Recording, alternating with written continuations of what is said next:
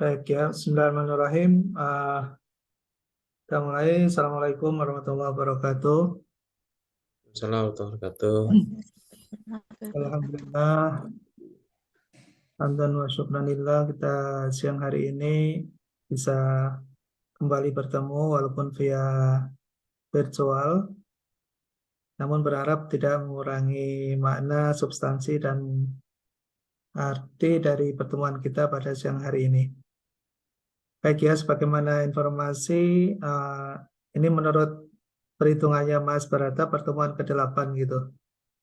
Eh, tapi nggak apa-apa, walaupun kita terbatasi 7 pertemuan, siang hari ini kita tambahkan materi untuk SHAM, karena barangkali nanti ini akan menjadi salah satu instrumen yang bisa digunakan atau dipilih oleh mahasiswa untuk menyusun tesis ya.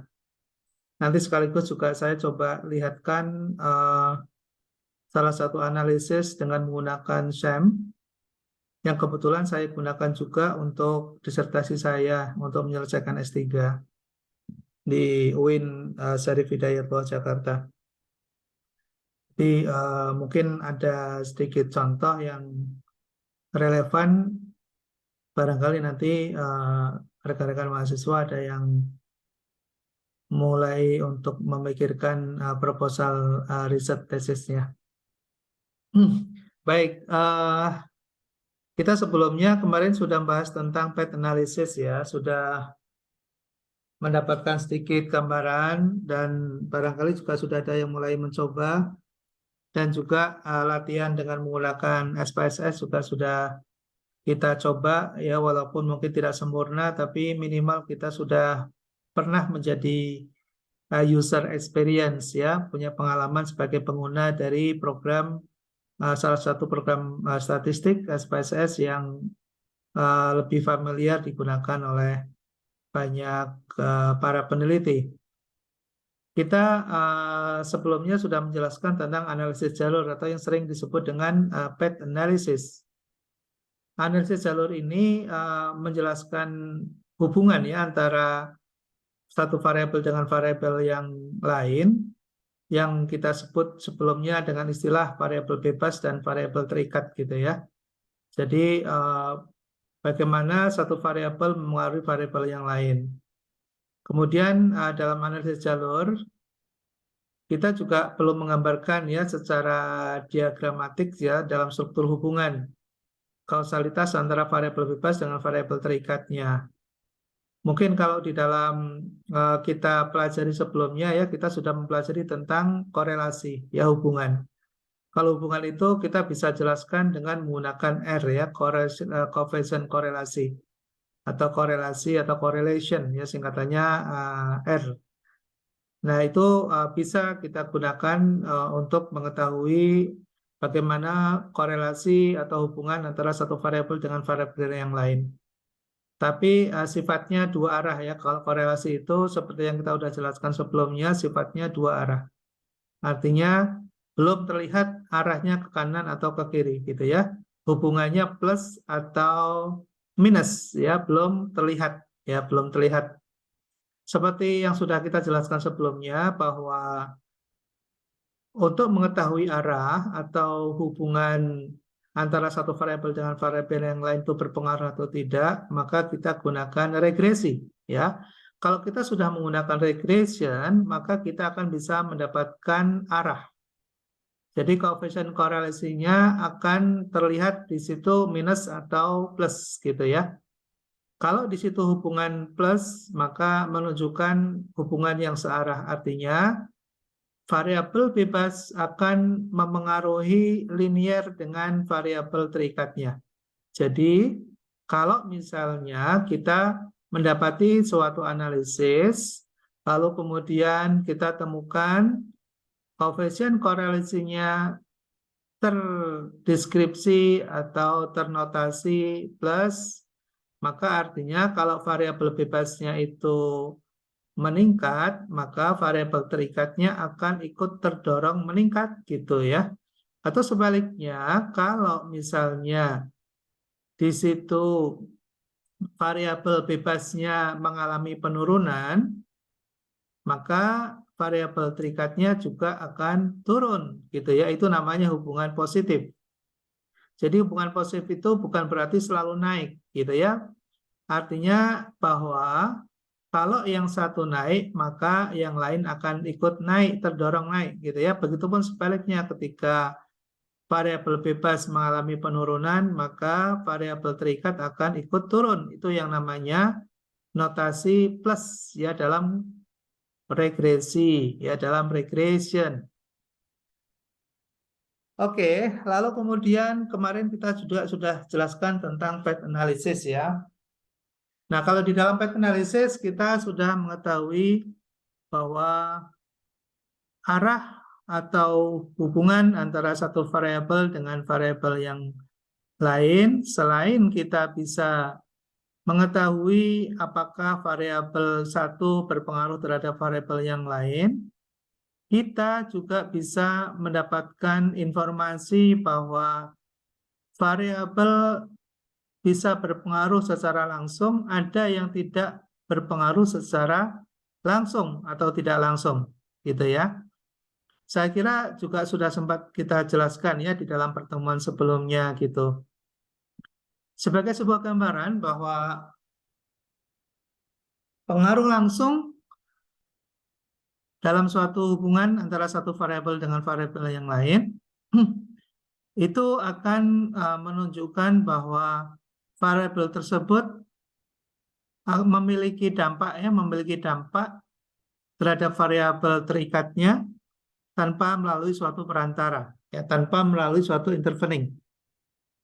Sebagai contoh misalnya hubungan antara insentif dan gaji terhadap kinerja atau produktivitas seorang karyawan misalnya. Nah, ketika kita mengetahui dan menganalisis bahwa ternyata gaji dan insentif itu berhubungan positif dengan produktivitas, gitu ya, dan signifikan, artinya bahwa ketika kita akan menginginkan untuk meningkatkan produktivitas karyawan, berarti salah satu elemen atau faktor yang kita bisa lakukan adalah meningkatkan insentif atau gaji dari karyawan yang bersangkutan. Itu kalau kemudian kita dapati ada hubungan langsung antara variabel bebas, yaitu gaji dan insentif, dengan variabel terikatnya, yaitu produktivitas. Atau sebaliknya, kalau kita kemudian pada suatu kebijakan tiba-tiba menurunkan gaji atau insentif misalnya, maka kita akan bisa memperkirakan, mengestimasi atau meroyeksi bahwa produktivitas karyawan akan mengalami penurunan. Ya, kalau dalam analisis regresi menunjukkan hubungan positif antara variabel gaji dan insentif terhadap produktivitas tersebut, gitu ya. Artinya kalau kita sudah dapati angka notasi positif gitu dalam suatu regresi antara insentif, gaji dan produktivitas gitu ya, signifikan hubungannya, maka artinya kalau kita akan ingin produktivitas naik, maka tingkatkan gaji dan insentif. Atau sebaliknya, kalau kemudian tiba-tiba kita menurunkan gaji dan insentif karyawan, maka kita sudah akan bisa mengukur berapa nilai penurunan produktivitas yang akan terjadi. Itulah regresi, ya, itulah regresi. Jadi langsung, ya, mempengaruhi langsung antara variabel satu dengan variabel terikat. Lalu kalau path analysis seperti apa? Gitu ya, kalau path analysis seperti apa? Kalau path analysis kita bisa mendapatkan informasi bahwa ternyata tidak semua variabel berpengaruh secara langsung. Ada variabel yang mempengaruhi tapi tidak langsung. Contoh misalnya ada variabel yang mempengaruhi secara tidak langsung. Misalnya tentang loyalitas, ya, loyalitas konsumen misalnya. Loyalitas konsumen. Ada suatu penelitian yang menunjukkan suatu hasil bahwa produk, ya, kualitas produk, kegiatan promosi, harga gitu ya, dan eh, distribusi misalnya berpengaruh secara signifikan terhadap hasil penjualan ya, terhadap volume penjualan misalnya. Lalu kita ingin mengukur gitu ya, kita ingin mengukur apakah yang membeli itu loyal atau tidak. Artinya ketika dia membeli kemudian dia akan melakukan repeating buying ya, akan mengulang lagi repetition, akan mengulang kembali pembelian. Ya kalau dia tentunya kita mengatakan dia akan loyal, konsumen loyal kalau kemudian dia membeli produk yang sama ya pada kesempatan berikutnya dengan merek yang sama dan produk yang sama gitu. Lalu kita ingin mengetahui, ingin menganalisis gitu ya dalam suatu kajian apakah loyalitas itu dipengaruhi oleh harga, oleh promosi, oleh kualitas barang, oleh distribusi misalnya. Nah, ternyata dalam penelitian misalnya tidak semua komponen variabel yang kita teliti itu berpengaruh ya, ternyata tidak berpengaruh misalnya. Lalu kemudian kita mendapatkan variabel baru. Oh, ternyata loyalitas itu akan terpenuhi kalau ada kepuasan konsumen gitu ya. Misalnya kita mendapatkan suatu konsep baru atau teori baru atau penelitian yang sudah dilakukan oleh peneliti pendahulu, ternyata untuk mendapatkan nilai loyalitas dari konsumen ternyata harus melalui sebuah kepuasan tertentu. Jadi kalau konsumen puas ya dalam mengkonsumsi atau mendapatkan fasilitas layanan dari produk tertentu, maka dia akan loyal. Jadi tidak hanya sekedar pada harga, tidak hanya sekedar pada promosi, dan tidak hanya sekedar pada distribusi, tapi intinya adalah substansi adalah dia harus puas dulu, baru kemudian akan loyal.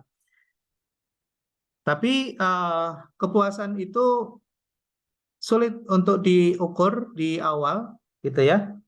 Ternyata untuk bisa mendapatkan tingkat kepuasan itu karena ada faktor-faktor tadi ya, kualitas harganya, maka dia bisa puas dengan kualitasnya, dengan servicesnya, dengan layanannya gitu ya. Oh, ternyata setelah dilakukan kajian dalam suatu perhitungan analisis regresi, ternyata kepuasan adalah intervening gitu ya, ternyata perantara untuk menuju pada nilai loyalitas gitu. Maka kemudian lakukan analisis jalur ya, path analysis. Gunakan analisis jalur karena kalau menggunakan regresi maka tidak akan ketemu ya, karena ternyata kepuasan itu menjadi perantara untuk suatu loyalitas.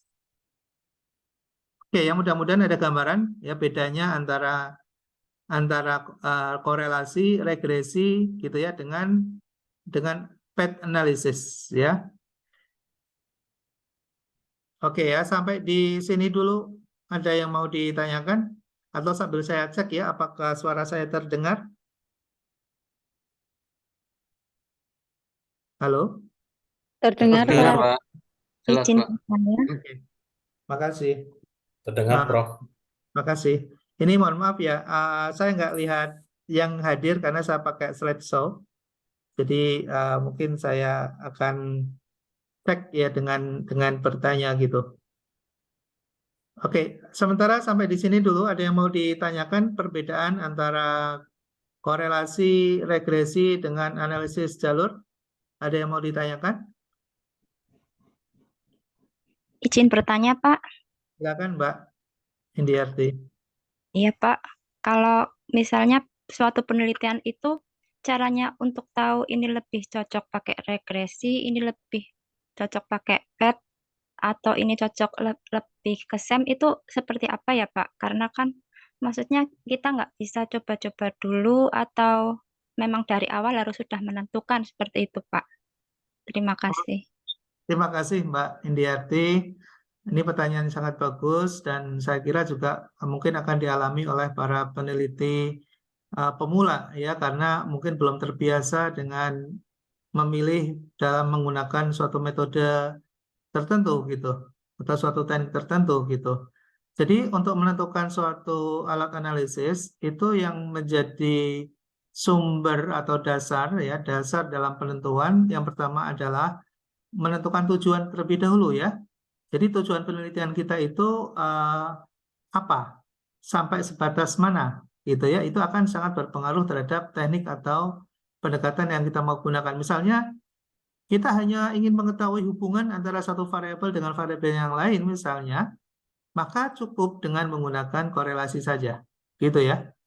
Tapi kalau misalnya kita ingin mengetahui suatu dampak, ya, suatu akibat yang disebabkan oleh suatu variabel tertentu terhadap variabel yang lain, gitu ya. Ada suatu studi terhadap dampak, ya. Jadi ada variabel-variabel tertentu yang dapat memengaruhi variabel yang lain. Jadi kalau sudah ada kata pengaruh, maka tidak cukup hanya dengan korelasi saja. Ya, maka pasti menggunakan regresi. Kalau kita sudah menggunakan kata-kata pengaruh, gitu ya. Lalu kita bisa menggunakan path analysis, gitu, ketika kita misalnya menggunakan variabel perantara atau intervening, gitu ya. Jadi misalnya kita mengembangkan konsep ya, mengembangkan konsep atau teorinya kita kembangkan, gitu ya, bahwa oh ternyata ini ya, ternyata variabel-variabel tertentu tidak bisa memengaruhi secara langsung terhadap variabel terikatnya. Seperti yang saya kasih contoh tadi. Kalau nanti misalnya rekan-rekan mahasiswa melakukan suatu penelitian, lalu kemudian kebetulan pengujinya itu sudah cukup senior, gitu ya, sudah sangat paham dan sudah mengerti, gitu ya, secara dalam.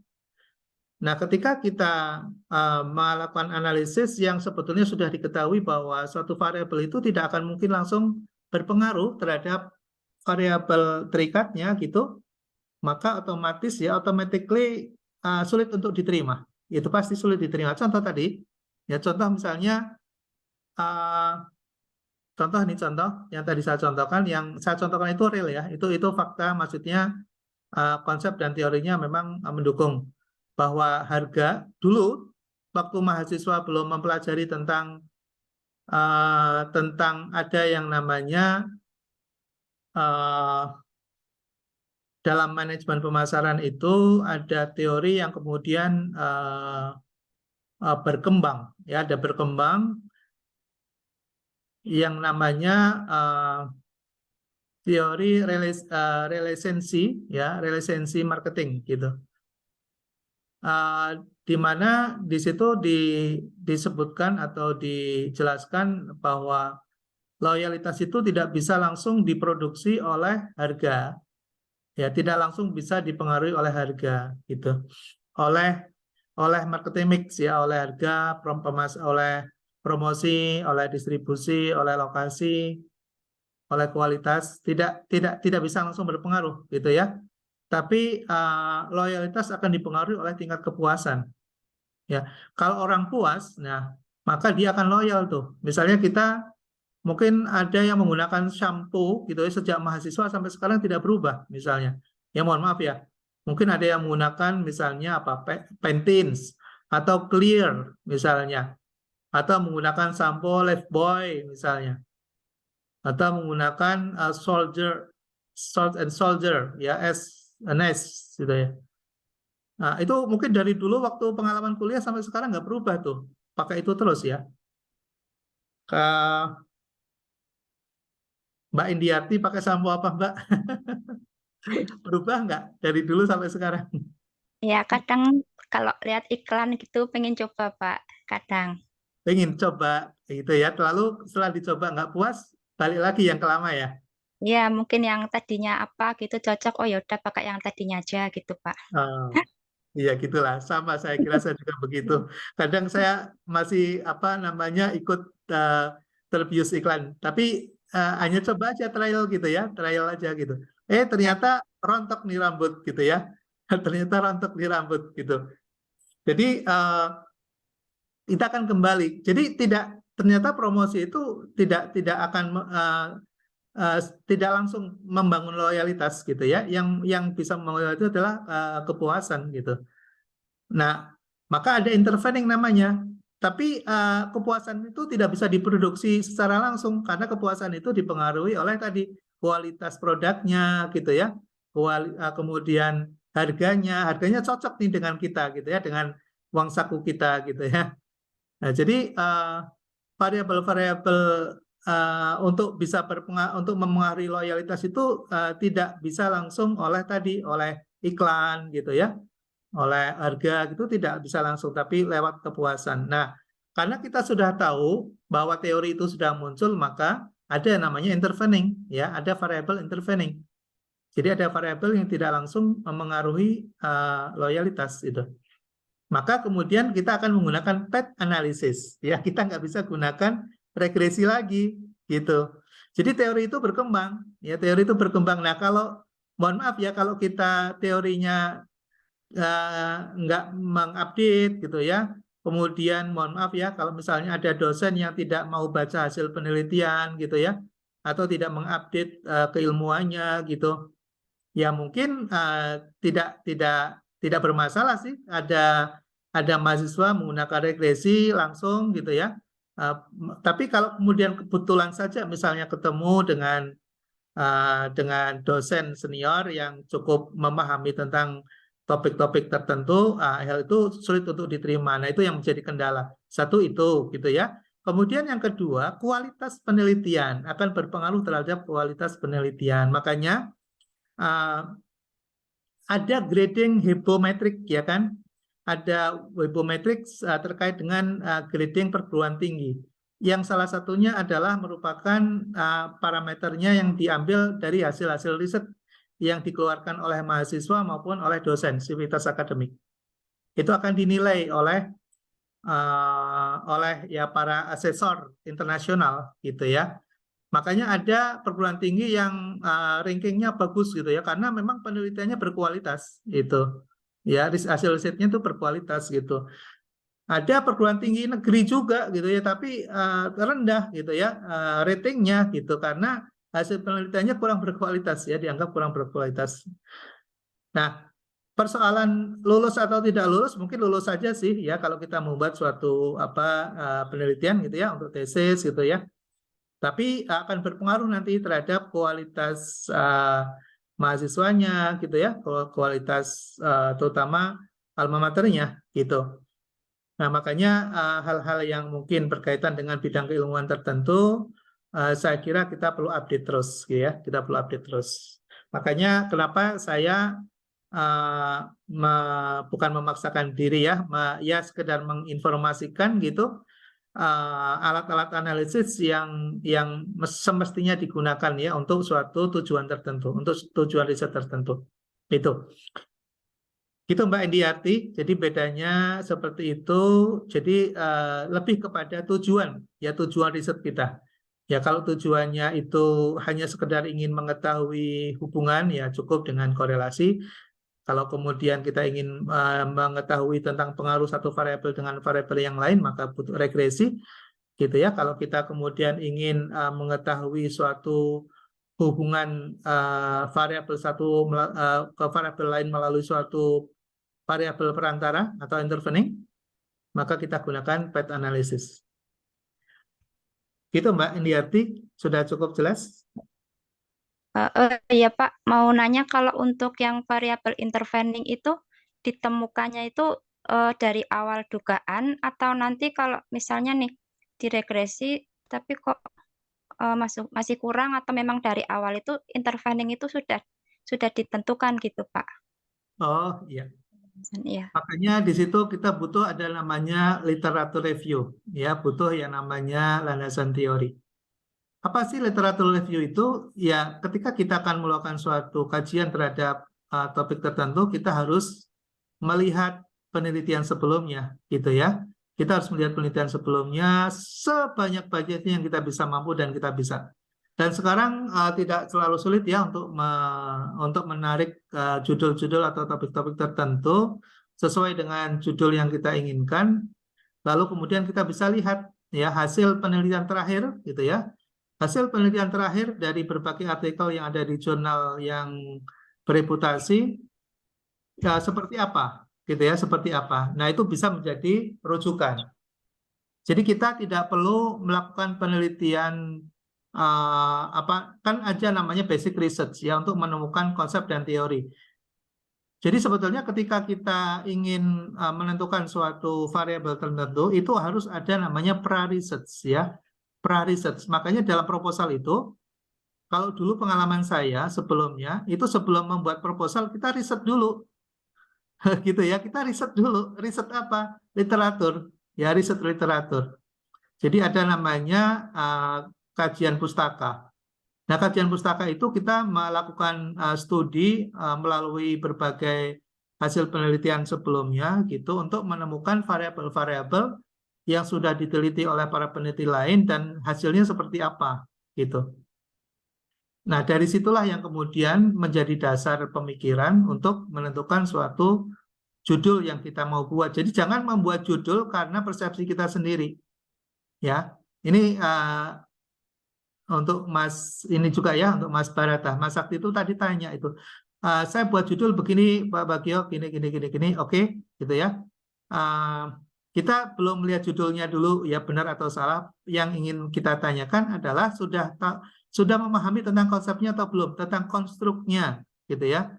Konsepnya, teorinya, dan konstruknya. Gitu. Nah, kita dapatkan konstruk dan konsep itu dari penelitian sebelumnya. Karena dari suatu variabel itu kan di situ sudah akan bisa ditemukan indikatornya, kemudian parameternya, gitu ya. Nah, dari situlah yang kita tidak perlu harus melakukan riset ulang, ya, tidak perlu melakukan riset ulang, tapi cukup dengan mendapatkan informasi, data, hasil penelitian dari orang lain, kita gunakan untuk itu. Nah, itu akan sangat berpengaruh terhadap kualitas riset kita, gitu. Karena kalau kita kemudian menentukan suatu variabel sendiri tanpa melihat hasil studi yang dilakukan oleh orang lain, maka kita akan bisa saja mengulang apa yang sudah dilakukan oleh orang lain. Nah, ketika kita mengulang, maka akan bisa teridentifikasi sebagai plagiat, gitu ya. Hati-hati juga nanti kalau nanti kemudian di tes Turnitin misalnya ternyata judulnya sama gitu ya, lokasinya mungkin berbeda tapi dasar teorinya sama gitu, tidak ada novelty gitu. Wah, itu bisa berbahaya seperti beberapa kasus di UGM juga terjadi gitu ya. Mungkin bisa saja si mahasiswa yang sudah selesai doktornya itu nggak paham kali ya kalau ternyata apa yang diteliti itu kok sama dengan yang diteliti oleh mahasiswa lain ya di perguruan tinggi negeri yang lain gitu. Nah, ini juga tidak boleh terjadi juga terhadap kita. Makanya kalau kita banyak melihat literatur review, maka menghindari terjadinya replikasi atau yang kemudian teridentifikasi sebagai plagiat itu. Nah, itu harus hati-hati juga. Gitu ya Mbak Indiarti? Iya Pak, baik, terima kasih. Ya, sama-sama. Jadi intinya begitu Mbak. Jadi baca yang banyak ya, mulai unduh gitu ya, mulai download artikel-artikel yang sesuai dengan judul yang kita inginkan gitu ya, topik-topik yang kita ingin angkat itu sebanyak-banyaknya. Jadi setiap ada kesempatan baca artikel itu. Kemudian kita ketahui di mana letak distingsinya, bedanya dengan yang kita inginkan. Atau kita tertarik ya pada suatu riset yang dibuat atau disusun oleh peneliti lain, lalu kemudian kita ingin ambil dari sisi lain. Nah, kita ingin ambil penelitian dari sisi lain, gitu ya. Nanti disertasi saya nanti saya coba paparkan sedikit di mana saya ambil novelty dari penelitian sebelumnya misalnya, atau distingsinya di mana dengan hasil studi yang dilakukan oleh para peneliti sebelumnya gitu. Lalu kemudian disitulah kita bisa berargumentasi bahwa yang kita lakukan ini berbeda dengan yang dilakukan oleh peneliti lain. Bedanya di mana? Kita bisa jelaskan. Ya, itu ya memang sih, ya memang kalau kita kalau kita ada dua kemungkinan gitu, ada dua kemungkinan kalau kita tidak melakukan studi literatur gitu. Yang pertama, mungkin bisa aja lolos ya kalau dosen pembimbingnya tidak terlalu dalam gitu ya terhadap suatu pengetahuan pemahaman tentang hal ini, bisa lolos di pembimbing atau bisa lolos nanti di penguji internal gitu. Tapi ketika ada penguji eksternal misalnya yang cukup memiliki wawasan yang dalam, nah itu bisa pertama di situ bisa jadi masalah. Kemudian yang kedua yaitu tadi ketika kemudian diupload sebagai hasil riset, karena semua hasil riset kita kan akan dipublikasi nanti, ya itu akan dipublikasi. Nah ketika dipublikasi ternyata tersangkut Turnitin misalnya, nah itu berisiko juga.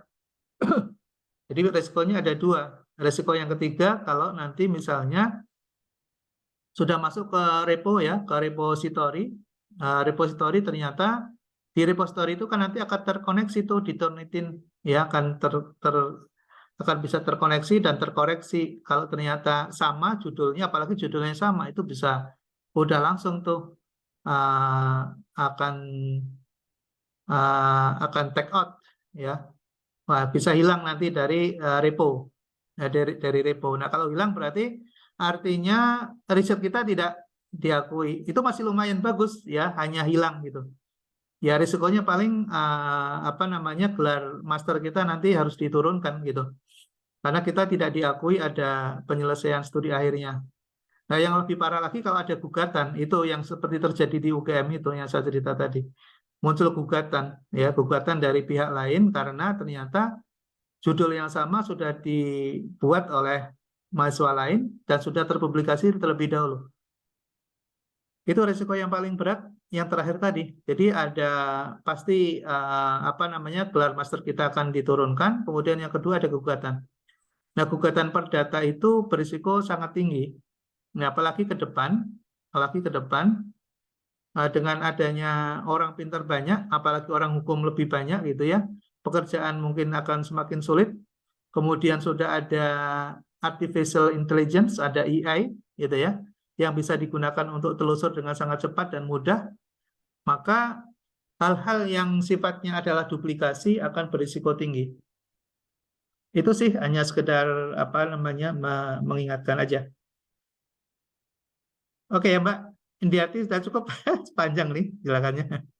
Iya Pak, cukup Pak. Oke, makasih. Ya, kemudian masih di koefisien jalur ya, masih di koefisien jalur. Nah, di koefisien jalur ini yang seperti kita sudah jelaskan sebelumnya bahwa variabel-variabel yang mempengaruhi X ya, mengaruhi X ini antara variabel satu dengan variabel yang lain, kalau di dalam regresi itu tidak bisa menjelaskan bahwa ternyata antar variabel itu juga terjadi korelasi, terjadi hubungan. Ya, misalnya di sini ada variabel bebas X1, X2, dan X3, ternyata X2 mempengaruhi X1 mempengaruhi X2, atau X1 mempengaruhi S3, atau sebaliknya, ternyata X3 mempengaruhi X1, X2 mempengaruhi X1, S2 mempengaruhi S3. Nah, di dalam analisis jalur ini bisa teridentifikasi. Ya, ini bisa teridentifikasi. Tapi kalau di dalam analisis regresi ini tidak teridentifikasi. Itu bedanya. Ya, beda yang kedua seperti itu. Nah, lalu berikutnya kita juga bisa mendapatkan berapa besaran dari masing-masing korelasi tadi, ya. Jadi misalnya kalau diregresikan X2 langsung ke langsung X3, ya X1 langsung X3, X2 langsung. Jadi kalau di dalam regresi, ya mohon maaf ini contoh ini contoh hubungan yang tergambarkan ya, yang tergambarkan di dalam grafik ini.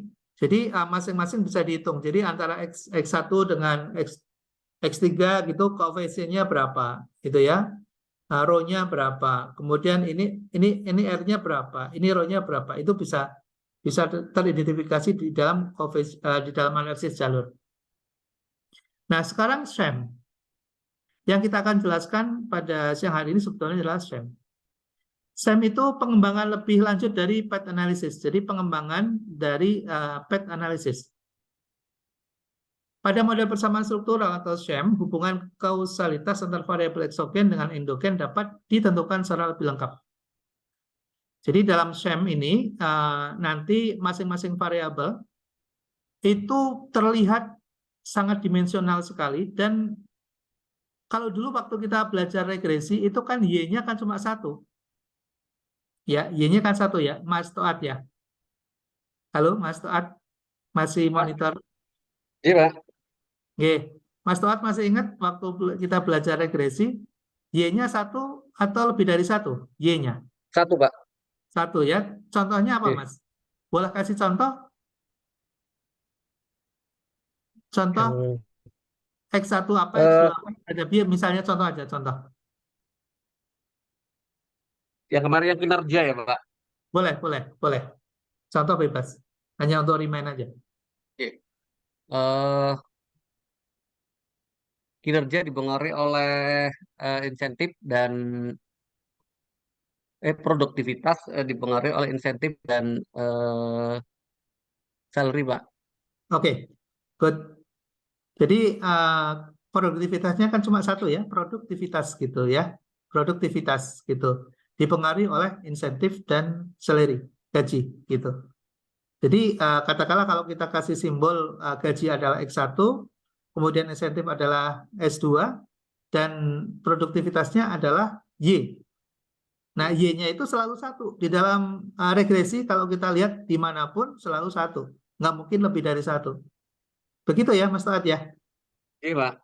Oke, good. Nah, sekarang di SHAM, dengan menggunakan alat analisis SHAM, kita bisa mendapatkan lebih dari satu. Ya, kita bisa menganalisis Y-nya lebih dari satu. Maka kita perlu mengetahui juga simbol-simbol yang digunakan di dalam suatu gambar hubungan antara X dengan Y. Ya, antara X dengan Y. Apakah di situ misalnya kita gambarkan dengan kotak persegi, ya, dengan kotak persegi, dengan kubus, bukan kubus ya, kotak bujur sangkar, dan bukan bujur sangkar ya. Kotak itu adalah observed variable, variabel terukur. Kalau oval, lingkaran itu adalah variabel bentukan atau latent variable. Oke ya. Kemudian tanda panah satu itu menunjukkan arah ya. Jadi arahnya apa, kanan kiri gitu ya.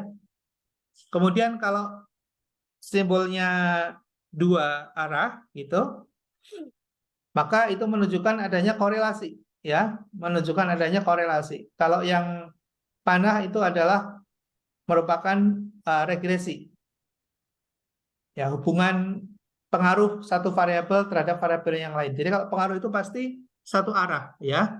Misalnya tadi insentif dan gaji, kalau kita buat tanda panah gitu, maka ada simbol kotak gitu ya, menuju pada Y-nya itu dengan satu arah panah, anak panah. Tapi kalau korelasi maka dua arah anak panah, ada dua arah gitu ya, itu korelasi. Nah, bagaimana langkah pemodelan dalam SHAM ya, dalam SHAM? Pertama yang kita perlu lakukan adalah mengembangkan model, ya, mengembangkan model berbasis pada teori.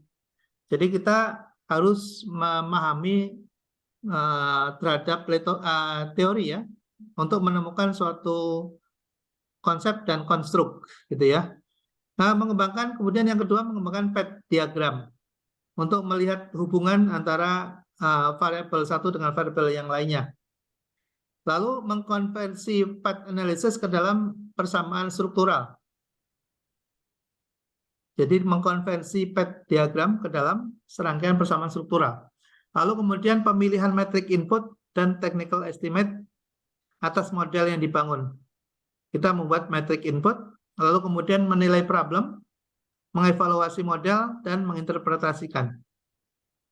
Itu pemodelan dalam SHAM. Oke ya, memang kalau ingin mendalami semacam ini hanya untuk pengantar saja biar kita tahu bedanya antara korelasi, regresi, path analysis, dan SHAM. Tapi kalau ingin lebih dalam lagi sebaiknya saya sarankan ikuti kursus ya, short course. Ikut short course banyak sekali short course yang dilakukan. Ada yang berdurasi 6 jam, 12 jam, 18 jam, 24 jam. Ya tinggal kita pilih aja tingkat kedalaman yang kita harapkan sampai di mana gitu. Ya kita memang harus begitu ya, kalau kita sebagai mahasiswa itu harus aktif gitu mencari informasi, kemudian mengikuti berbagai pelatihan untuk menambah referensi kita gitu. Karena kalau mengandalkan perkuliahan tidak cukup, sangat tidak cukup, ya.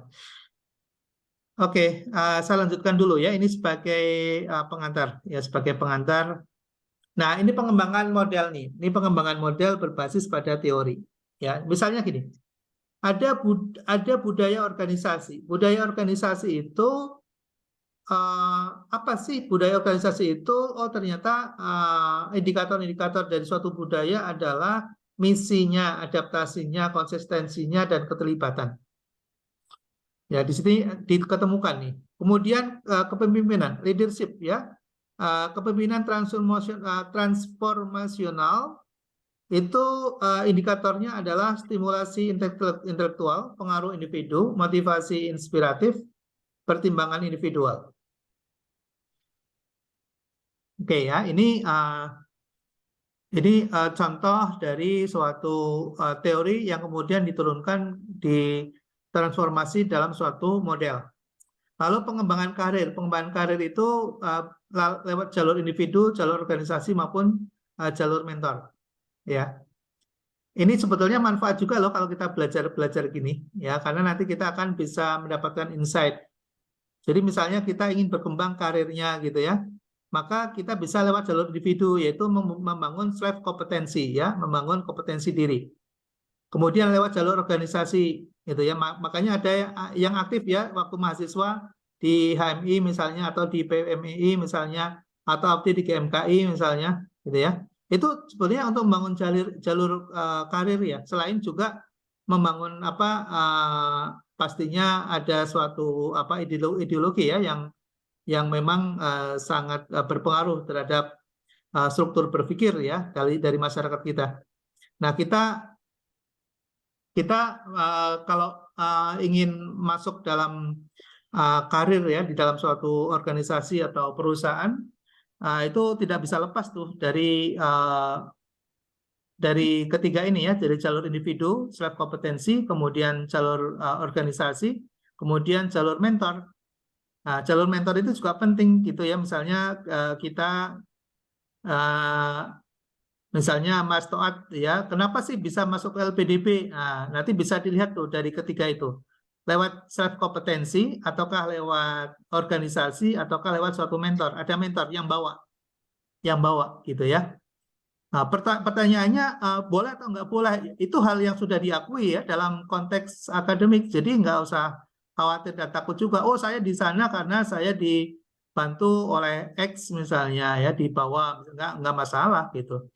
Ya, kenapa kemudian bisa masuk dan kemudian ternyata di situ kita bisa kok karena kita punya kompetensi. Oh, berarti lewat jalur individu kita memiliki self kompetensi gitu di situ. Ya, jadi nggak ada masalah gitu. Oke, saya sambil cek juga masih terdengar nggak ya suara saya ya? Masih, Pak. Masih ya. Masih, Oke, Prof. terima kasih.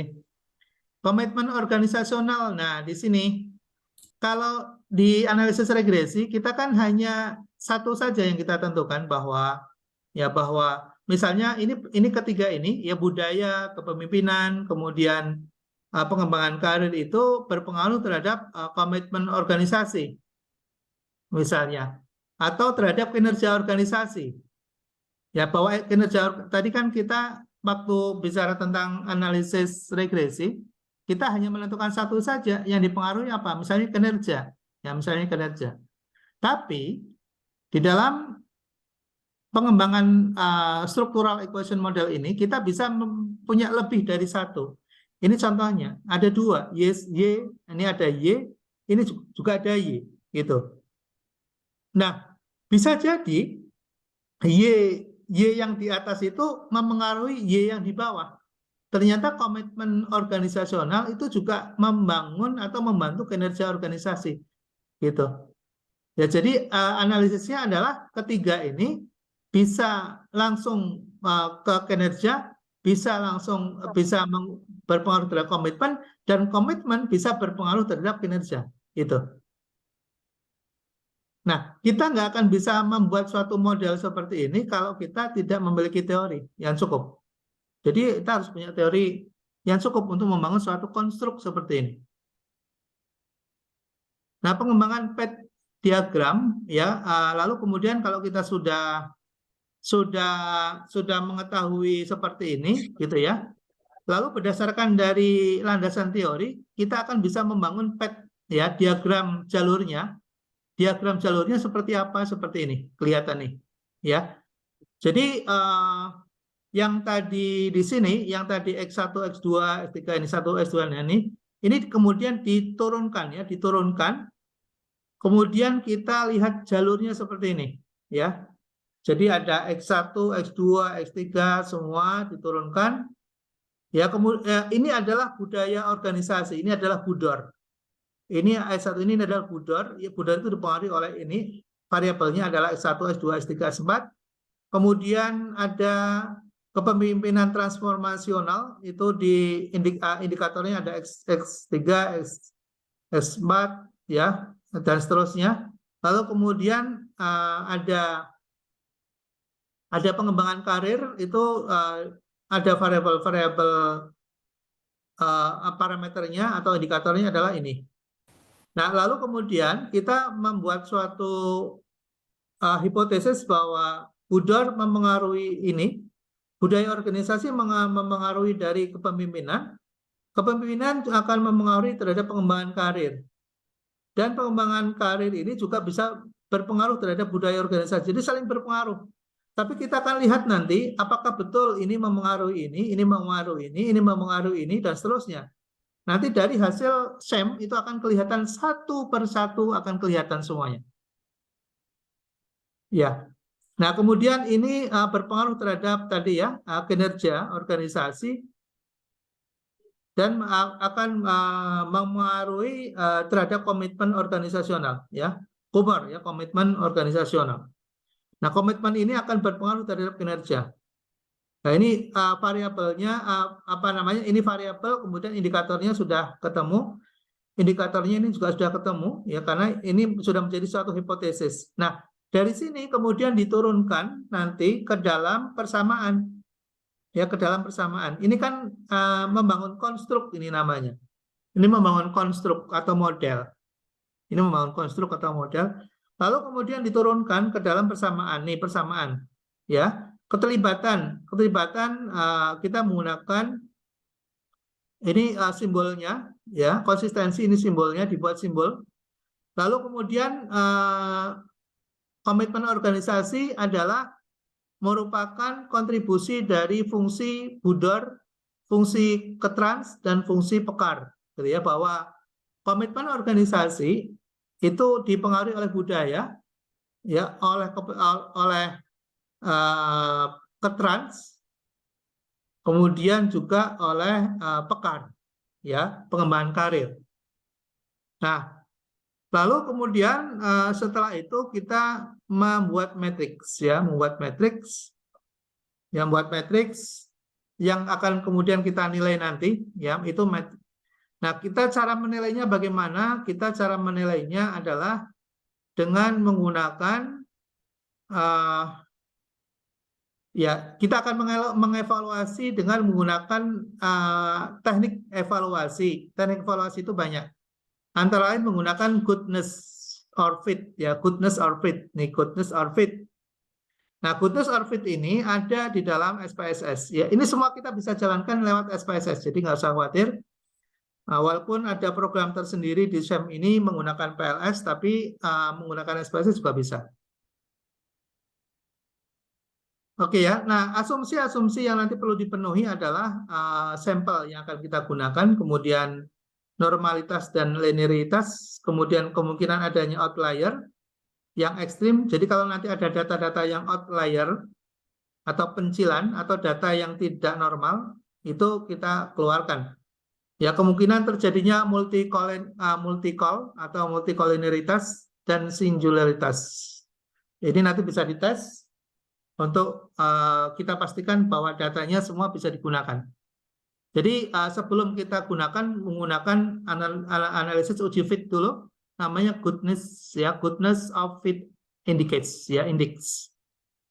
Jadi itu kita seperti ini. Jadi misalnya dari masing-masing itu nanti kita akan ketemu hasil ya dari analisis berapa square-nya, ya C-square-nya berapa, ya kemudian signifikansi probability-nya ya berada di berapa, gitu ya.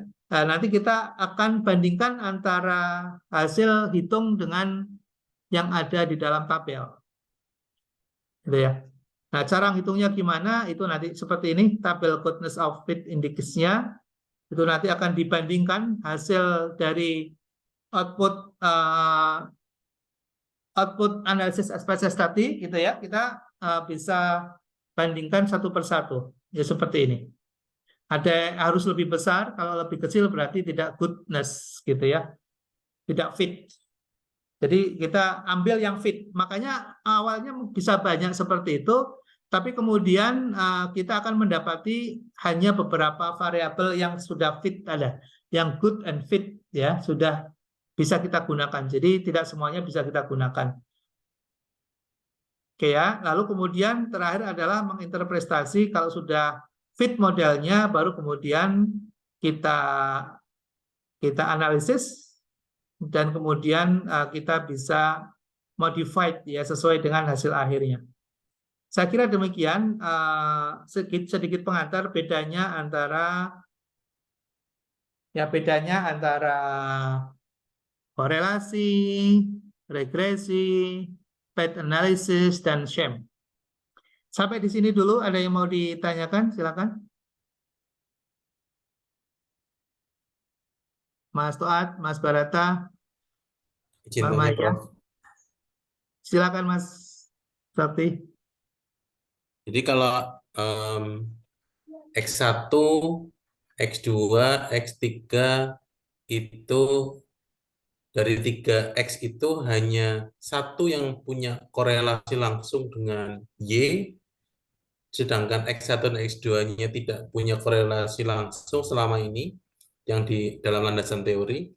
Itu jadi harus bagaimana, Prof, kalau landasan teorinya X1 dan X2 ini belum pernah dibahas di landasan teori sebelumnya, khususnya yang berkaitan dengan Y tadi, antara X3 dengan Y. Kalau X3Y sudah sering dibahas. Itu gimana, Prof? Ya, jadi begini, kalau kita misalnya menemukan suatu variabel yang menurut rasionalitas kita itu berpengaruh terhadap variabel Y misalnya, Okay. maka langkah yang kita harus lakukan di awal mencari dukungan teori dulu. Karena kalau tidak ada teori yang mendukung, kita nggak bisa. Ya, kita nggak bisa gunakan itu sebagai variabel yang bisa kita jadikan sebagai faktor penelitian kita. Gitu Mas. Jadi kita harus cari teorinya. Kalau nggak ada teori yang mendukung, nggak bisa. Ya karena analisis dan studi kita adalah analisis ilmiah, gitu ya.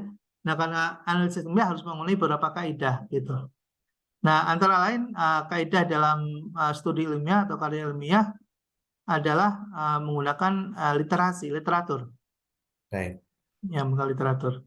Jadi kalau tidak ada literatur yang mendukung, kita nggak bisa gunakan.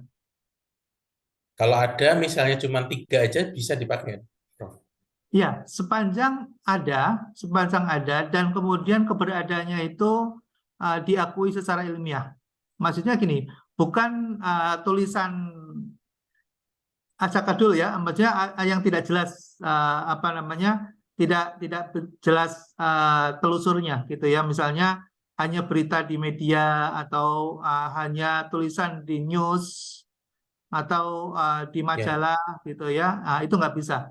Kita harus merujuk pada artikel yang dipublikasikan dari suatu jurnal yang diakui, kalau bisa yang bereputasi, baru bisa digunakan sebagai landasan teori, gitu Mas. kemudian standarnya misalnya Sinta saja cukup enggak, Prof? Atau harus Ah, Scopus? Nah, kalau ini nanti akan menyangkut masalah peraturan akademis, ya, kalau kebijakan akademis namanya.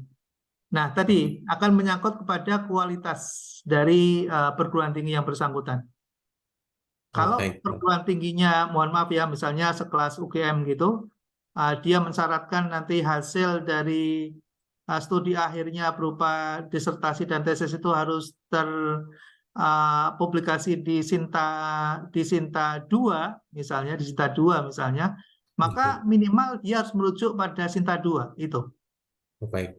Nah, nanti bisa ditanyakan ke akademik gitu. Pertama, ada kewajiban nggak kita mempublikasikan hasil tesis kita nanti menjadi suatu artikel yang bisa dipublikasikan dan menjadi syarat kelulusan. Misalnya di Sinta berapa? Apa Sinta 4, 3, 2 atau berapa gitu.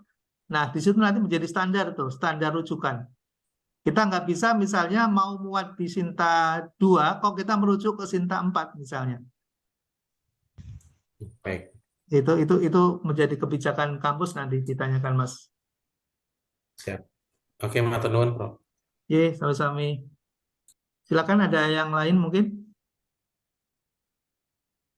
Pak, izin Ye, bertanya, monggo Mbak. kalau berarti dari tadi regresi, kolerasi, terus PET sama SEM itu tingkatan paling rumit gitu Pak.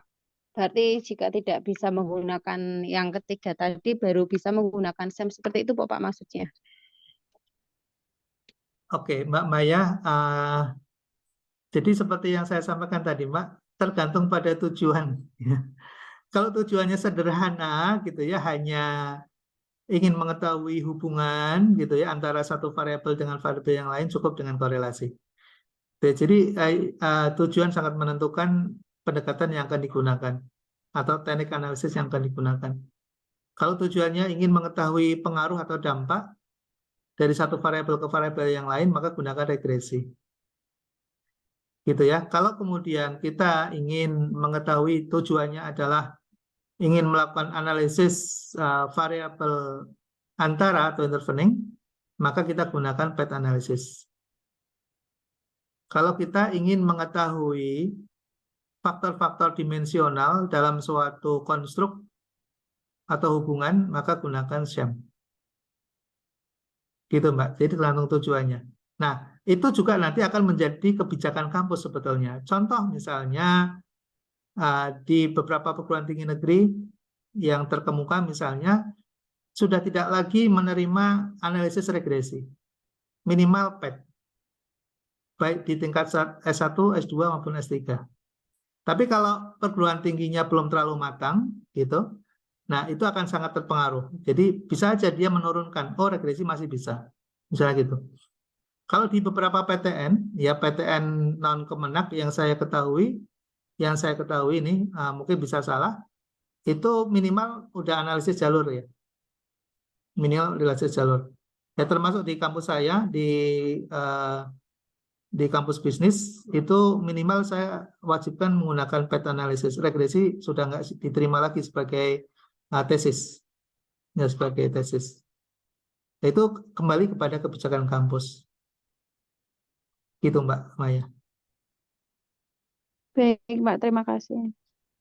Sama-sama. Ada lagi mungkin yang lain? Oke ya. Jadi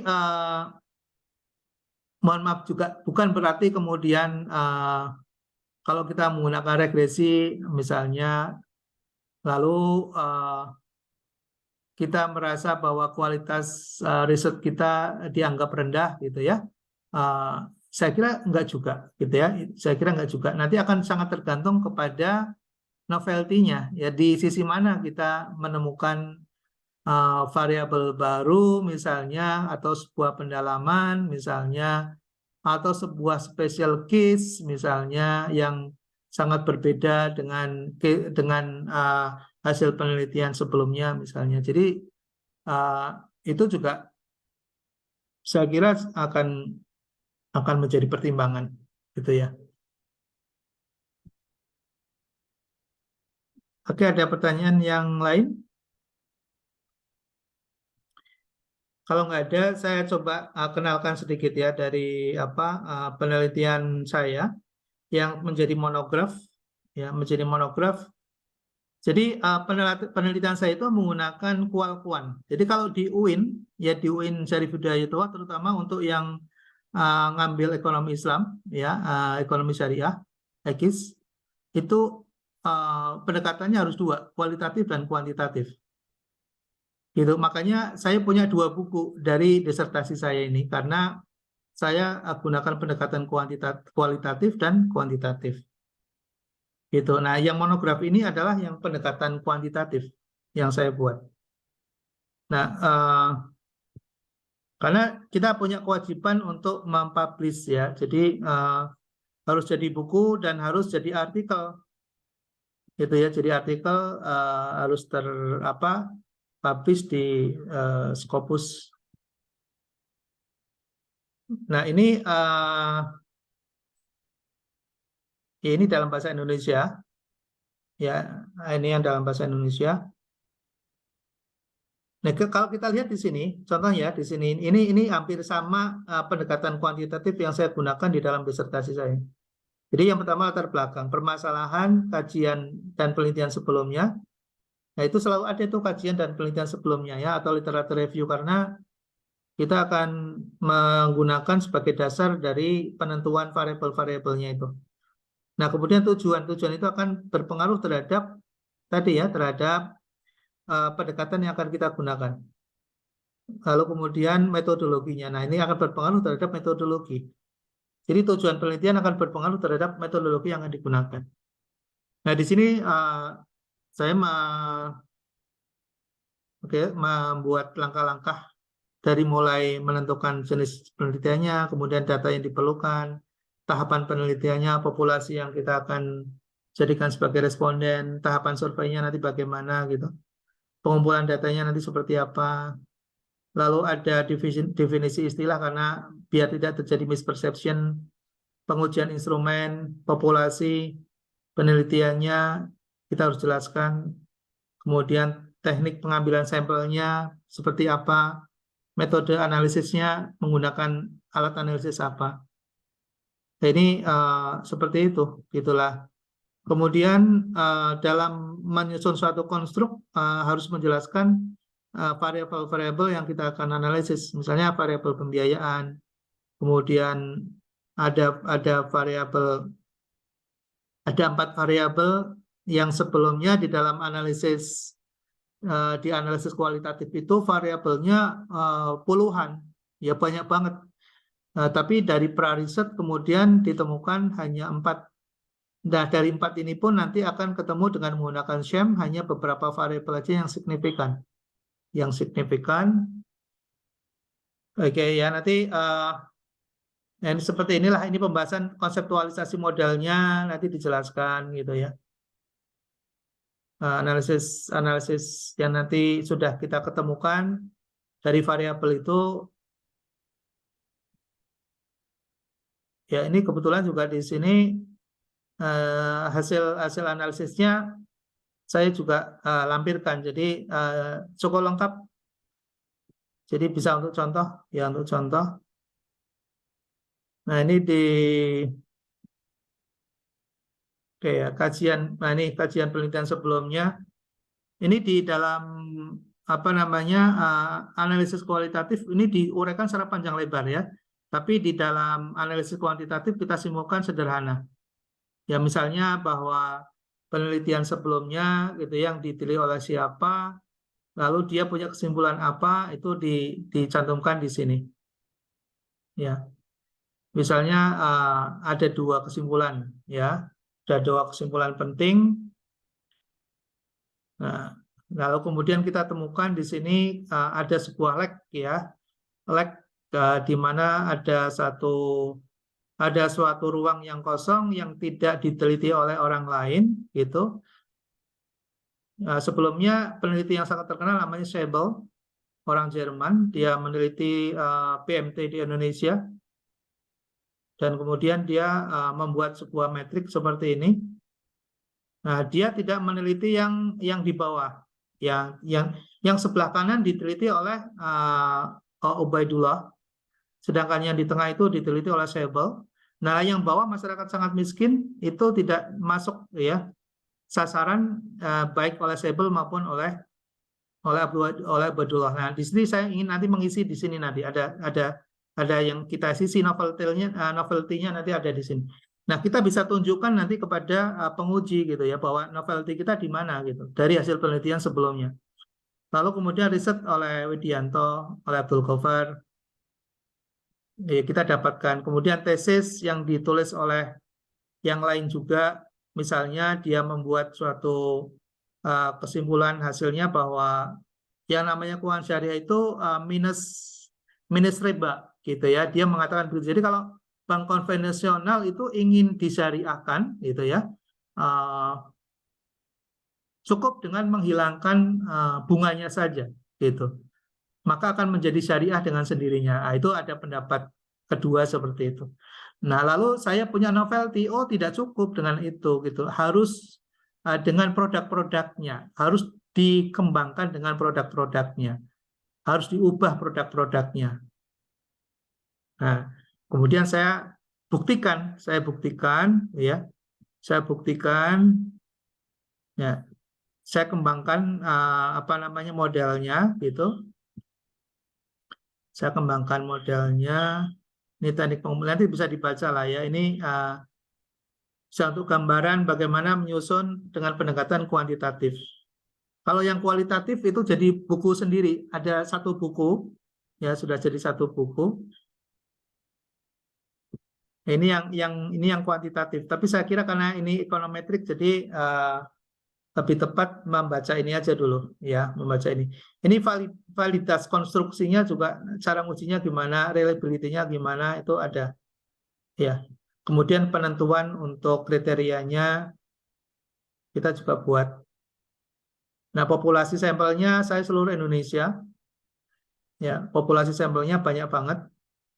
Dan waktu itu belum ada Google Form ya. Jadi saya kirim melalui manual. Ya, saya kirim koresponden itu manual. Saya kirim tidak menggunakan Google Form. Sekarang ada Google Form, lebih mudah.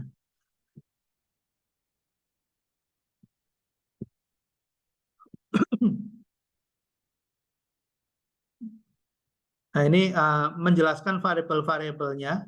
Ya, variabelnya dijelaskan yang dimaksud dengan pembiayaan apa, kemudian yang dimaksud dengan pendekatan syariah. Nah, tadi saya juga ingin memberikan masukan kepada Mas Barata ya, tadi ada judul. Jadi kalau untuk keuangan syariah itu mau tidak mau selalu ada menggunakan pendekatan syariah. Jadi apakah nanti variabelnya ataukah nanti masuk ke dalam alat analisisnya ataukah masuk ke dalam sasaran dan objek risetnya itu. Jadi selalu akan ke situ. Ya. Jadi nanti dasar-dasar landasan teorinya itu akan merujuk ke sini. Ya, nanti silakan bisa dibaca. Nah, yang saya ingin tunjukkan adalah nanti hasil dari analisisnya. Nih, analisisnya. Nah, ini menentukan variabelnya tadi ada 4, kemudian indikatornya. Nah, indikatornya itu kita temukan berdasarkan dari analisis kualitatif sebelumnya. Misalnya sasaran pembiayaan untuk keuangan mikro itu siapa sih? Oh, ternyata orang miskin ya. Dan prioritas wanita. Kenapa sih wanita? Itu dasarnya sudah dijelaskan di sebelumnya, gitu ya. Jadi kalau keuangan mikro itu sasarannya semakin dia jauh dari indikator ini berarti prinsip-prinsip terhadap keuangan syariah dan prinsip terhadap keuangan mikronya akan semakin jauh. Ya, nah, nanti terkait dengan pendapatan gitu, itu akan disesuaikan nanti dengan kondisi per US dollarnya. Ya, kan tadi kalau orang miskin misalnya, miskin itu batasnya 2,5 US dollar. Gitu ya, pendapatan per harinya, ya pendapatan per harinya.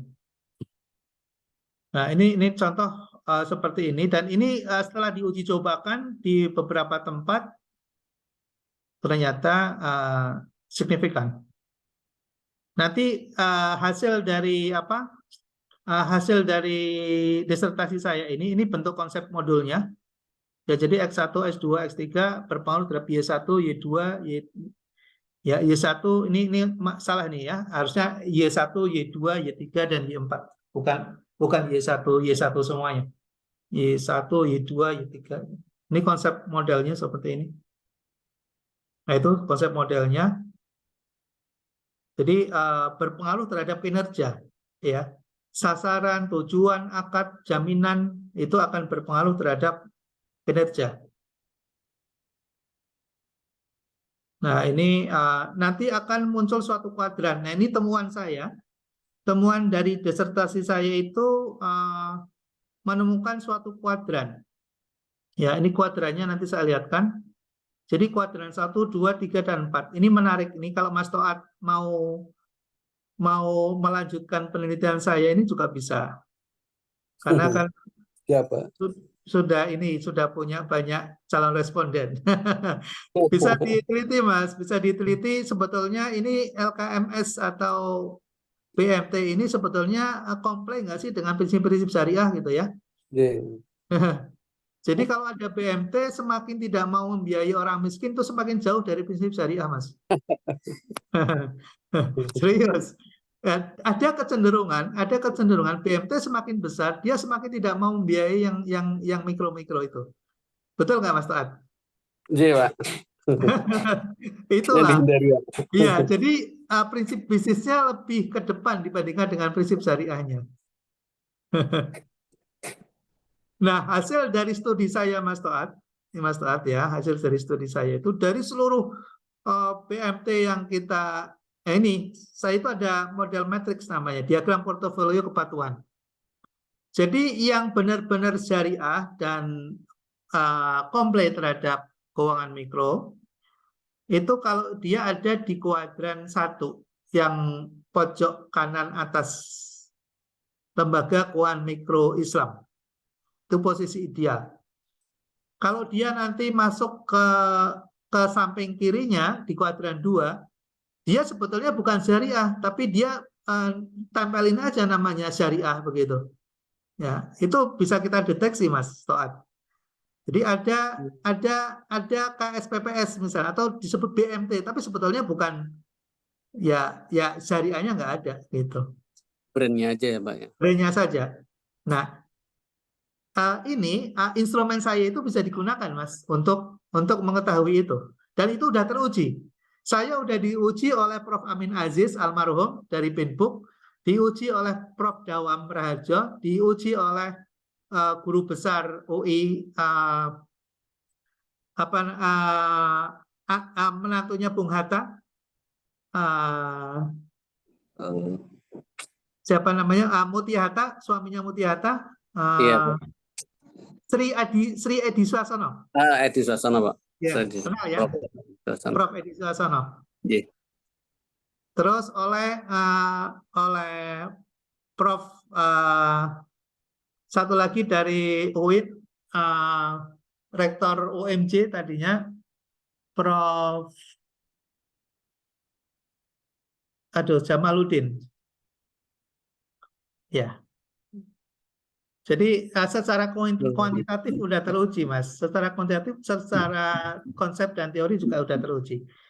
Dan ketika kita gunakan untuk menilai, lalu kemudian kita konfirmasi, ternyata mengakui, Mas. Jadi bukan menolak, tapi mengakui, oh ya gitu. Iya benar, gitu. Iya benar gitu. Nah, sebetulnya ini bisa untuk melakukan introspeksi bagi LKMS atau SPPS. Nah, ini Mas, kalau misalnya LPDP mau gunakan, ya hanya sekedar untuk mengetahui kinerjanya, ya kinerjanya ke depan bagus atau tidak. Jadi dalam riset ini, Mas, semakin patuh terhadap syariah, itu kinerjanya semakin bagus, Mas. Iya, Pak. Iya. Gitu ya. Jadi udah terbukti, Mas. Jadi kalau dia patuh terhadap prinsip-prinsip syariah dan dia akan bagus kinerjanya. Karena kinerjanya baik LDR-nya, NPF-nya, Iya.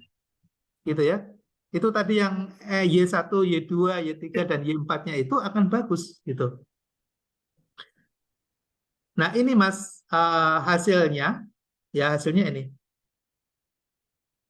Jadi 2,5 ya, 2,5 ke atas, 2,5 ke bawah. Jadi garis tengahnya itu 2,5. Nah, memang kalau kemudian di capture dalam bentuk yang besar nih dibesarkan, ya dibesarkan. Nah, seperti ini nih portofolionya. Jadi dari LKMS atau BMT, ya BMT yang kita teliti ini, itu yang komplain itu hanya responden nomor 5, 6, dan 13. Yang lain tidak komplain. Yang lain tidak patuh, ya tidak patuh. Nah, maka karena dia tidak patuh, dia yang tidak patuh terhadap prinsip syariah dan tidak patuh terhadap prinsip keuangan mikro, itu berada di posisi kuadran yang paling bawah kiri. Itu LKMS 11, 1, 11, dan 9. Dan ternyata yang LKMS atau yang BMT di posisi kuadran 3 itu ternyata bermasalah dan kemudian tutup, Mas. Yang di Bandung, di Cirebon, mungkin pernah dengar. Tapi saya nggak perlu sebutkan nama BMT-nya. Ya. Itu akhirnya tutup, ya. Jadi dia nggak patuh terhadap itu. Oke, nah ini persamaan-persamaannya seperti ini, yang membangun persamaannya.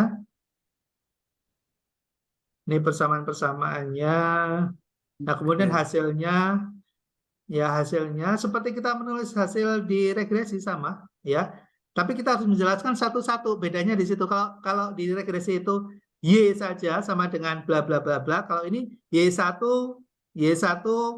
jelaskan ya apa namanya pengaruh dari masing-masing variabel seperti apa. Kemudian Y2. Nah, ini sekali ini Y2 gimana terhadap X1, X2 dan S3, S4-nya seperti apa. Nah, jadi dijelaskan satu persatu. Ini kalau Syam seperti ini. Ya, kalau Syam seperti ini sampai Y3 dan Y4. Nah, gitu.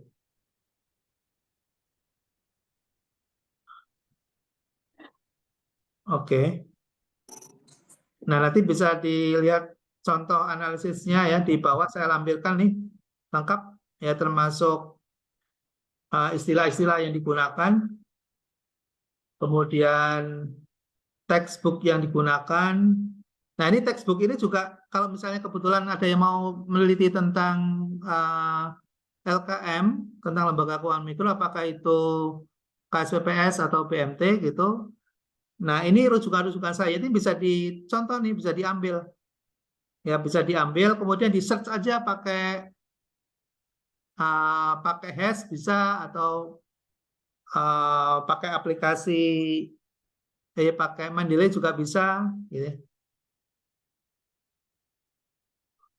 Nah, ini kaitannya dengan Islamic Microfinance. Nah, ini yang tadi saya ambil annual review yang dari Ubadillah tadi, yang dia punya konsep tadi, yang kemudian saya menggunakan novelty-nya, saya turunkan pandangannya Muhammad Ubaidullah ini, kemudian saya lengkapi.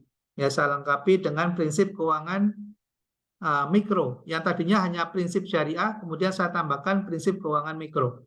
Jadi ada dua prinsip gitu, yang saling memberikan penguatan. mikro, dan syariah.